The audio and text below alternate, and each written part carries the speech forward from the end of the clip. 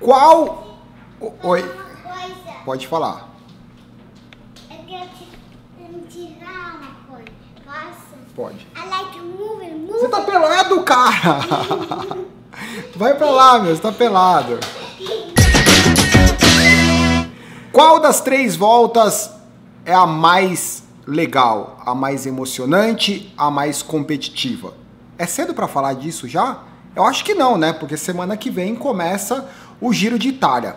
Como eu acho que é não saudável, não produtivo querer escolher uma, o grande lance desse vídeo é simplesmente tentar saber um pouco de vocês, qual que vocês acham, qual é a mais divertida de assistir, a mais interessante, a mais legal. Então eu vou falar um pouco sobre a minha perspectiva das 3, Giro de Itália, Tour de France, Volta à Espanha. É só a minha perspectiva. Isso vai iniciar um bate-papo que vai durar alguns meses, né? Porque a partir da semana que vem começa o Giro de Itália, daí vai uma atrás da outra. Giro de Itália é a primeira das 3 grandes voltas, é a verdadeira guerra pela camisa rosa. Literalmente, porque o Giro de Itália ele tende a enfatizar a luta pela classificação geral. Isso ficou super óbvio ano passado, onde existiam muitas etapas de montanha, as etapas que eram supostamente planas, elas não eram planas, então era uma prova, foi um ano 2018 voltado pela classificação geral e deu super certo até a etapa 19, quando o Chris Froome estava, se eu não me engano, mais de 3 minutos atrás do atual, até então, líder da camisa rosa, que era o Simon Yates, e o cara explodiu o pelotão na 19ª etapa. A 80 quilômetros do final, no Col de la Finestre, ele simplesmente, galera, tchau, ficava todo mundo assistindo, inclusive eu com o queixo caído, ele simplesmente destruiu. Eu acho que o Giro de Itália, ele é muito mais sangue quente, muito mais competitivo, não só por conta da dificuldade, mas o clima pode ser desafiador, as estradas são mais estreitas, como as etapas são distribuídas e como as montanhas são distribuídas dentro da etapa. Além disso, as montanhas no Giro de Itália, elas tendem a ser muito mais agressivas, o que dificulta muito o trabalho de equipe. O Giro de Itália tende a ser super agressivo, o que é algo que eu gosto muito. Agora, o que faz uma competição difícil e agressividade não é o terreno simplesmente, é o número de competidores e a qualidade desses competidores. Então, como geralmente todos os competidores e todas as armas, as forças estão no Tour de France, há alguns anos o Giro de Itália ele não é super competitivo por conta dos adversários. Esse ano vai ser bem interessante porque ano passado nós tivemos uma vitória incrível do Chris Froome, do Molan em segundo e o Miguel Ángel Lopes em terceiro. Nesse ano tem alguns nomes que podem dar um brilho nessa história. O Simon Yates novamente, Primož Roglič, que é o que eu tô super curioso, Tom Dumoulin, o Vincenzo Nibali.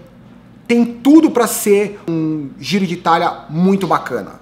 Agora vamos ver o que acontece ao longo da prova. Esse vídeo é só para dar uma característica geral em relação ao Giro de Itália. Próximo será Tour de France. Tour de France é a verdadeira luta pela camisa amarela. É, sem dúvida nenhuma, a grande prova do calendário, mas há algum tempo eles têm tido dificuldade em fazer com que seja atrativo para o público, com que seja emocionante. Eles inventaram nos etapas super curtas, aquele negócio do grid de largada, nada disso funcionou. Eu acho que o modelo do Giro de Itália de focar na classificação geral ajudou muito no lance da competitividade, mas as equipes, nem todas as equipes lutam pela classificação geral, então o Tour de France ele tem que manter essa característica de valorizar o rei da montanha, os sprintistas, a vitória por etapa e a classificação geral. Mas é difícil conseguir manter as 21 etapas atrativas e competitivas. Como todas as equipes estão lá 100% focada, ninguém está passando pelo Tour de France só para passar, É muito difícil exigir uma extrema agressividade das equipes porque está todo mundo no melhor da forma física. Então não é que o Tour de France não é agressivo, é que o Tour de France ele é muito intenso. Hoje em dia, quando a gente assiste a transmissão desde a linha de largada, já é muito mais agressivo. A média da qualidade dos ciclistas e das equipes é muito alta. Mas para nós como espectadores, como essa intensidade do pelotão como um todo, a gente não consegue visualizar em emoção, a gente fica exigindo ataques, fugas, só que assim, o cara não abre a fuga porque ele não consegue, porque o pelotão anda muito forte. Né? Então eu não sei o que o Tour de France vai fazer para conseguir ser emocionante. A minha maior dúvida, a maior curiosidade é como que vai ser esse lance do Geraint Thomas e do Chris Froome. Porque ano passado, como o Chris Froome estava tentando o double, ele fez o Giro de Itália, foi para o Tour de France, dividindo ali a possibilidade com o Geraint Thomas, só que a Sky quer vitória. O Chris Froome, ele não estava com a mesma perna do Geraint Thomas, mas o Chris Froome tinha ido para o Giro de Itália. Se esse ano o Geraint Thomas fosse fazer o Giro de Itália e tentar o double, eu acho que ia ser mais fácil de administrar a equipe do que esse ano que os dois vão estar lá na linha de largada para vencer. Eu tenho as minhas dúvidas que a Ineos, antiga Sky, que ela funcione de forma tão eficiente em relação à não vaidade quando se compara com a Quick-Step. A Quick-Step, a impressão que dá é que não existe vaidade da vitória individual. Na Ineos, eu tenho a sensação de que existe um sistema que funciona muito bem, mas existe muita vaidade pessoal que é controlada. Então, é super curioso. Vamos ver. Próxima será, e a última, a Volta à Espanha. Volta à Espanha é a última das 3 grandes voltas e pode ser a mais divertida e a mais agressiva. Isso porque existem algumas equipes que elas veem, principalmente as equipes com orçamento menor, elas veem na Volta à Espanha uma oportunidade de aparecer. Então a Volta à Espanha tem essa característica das equipes menores estarem super fortes.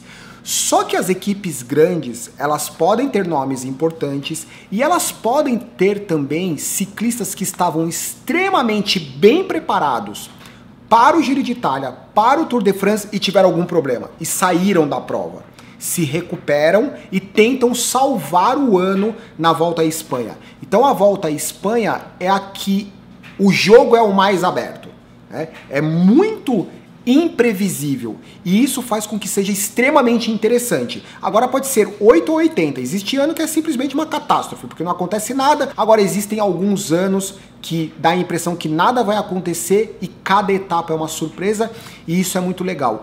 Ano passado o Simon Yates ganhou, o Enrico Mas da Quick-Step, impressionante, ficou em segundo na classificação geral e o Miguel Angel Lopes ficou em terceiro. Lembrando que o Miguel Angel Lopes também ficou em terceiro no Giro de Itália. Chris Froome, Dumoulin e Miguel Angel Lopes. Né? Assim como no Tour de France, foi o Geraint Thomas, Tom Dumoulin, Chris Froome. E vai ser muito bacana esses nomes aparecerem.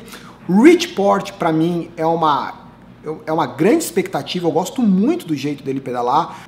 O Cavendish, seria muito legal que ele encontrasse o caminho da vitória. Em relação a Movistar, eu já nem comento mais. O Valverde tá andando muito, mas a Movistar é uma bagunça de interesse. Eu, particularmente, não consigo entender absolutamente nada que a Movistar faz.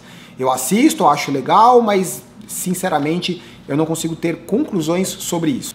Após essa pequena brincadeira de falar um pouco sobre as 3 grandes voltas, só para aquecer os motores, qual é a grande volta que você acha mais interessante de assistir? Talvez a mais imprevisível, a mais competitiva. E, de novo, eu acho que não é necessário escolher uma como a melhor. Eu acho que elas são bem diferentes e vale a pena acompanhar as 3.